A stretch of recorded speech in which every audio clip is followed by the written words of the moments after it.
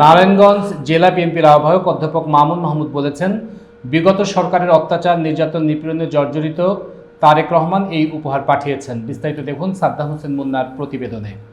তিনি মানুষকে ভুলে যাননি। তিনি সকল দুর্যোগে সাধারণ মানুষের পাশে ছিলেন এবং থাকবেন। তারেক রহমানের নির্দেশে আমরা অসহায় মানুষের পাশে দাঁড়ানোর চেষ্টা করছি। বিএনপি সবসময় সাধারণ মানুষের পাশে আছে এবং থাকবে।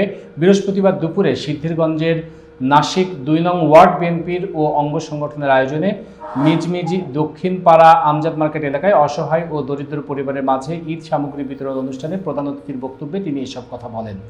নাসিক ২ নং ওয়ার্ড বিএনপির সাবেক সভাপতি মোহাম্মদ জাহাঙ্গীর আলমের সভাপতিত্বে ও মুক্তার হোসেন মুকতুলের সঞ্চালনায় বিশেষ অতিথি হিসেবে উপস্থিত ছিলেন জেলা বিএনপির সাবেক দপ্তর সম্পাদক মোহাম্মদ নজরুল ইসলাম বাবুল। উক্ত অনুষ্ঠানে সার্বিক সহযোগিতায় ছিলেন ২ নং ওয়ার্ড বিএনপির সাবেক সহসভাপতি মোহাম্মদ গোলজার হোসেন, মোহাম্মদ মোজাম্মেল হোসেন, মোহাম্মদ রাজা মিয়া, মোহাম্মদ মামুন মিয়া, আরিফুল ইসলাম জিমি, রাশিদুল ইসলাম রাব্বি সহ স্থানীয় গণ্যমান্য ব্যক্তিবর্গ উপস্থিত ছিলেন।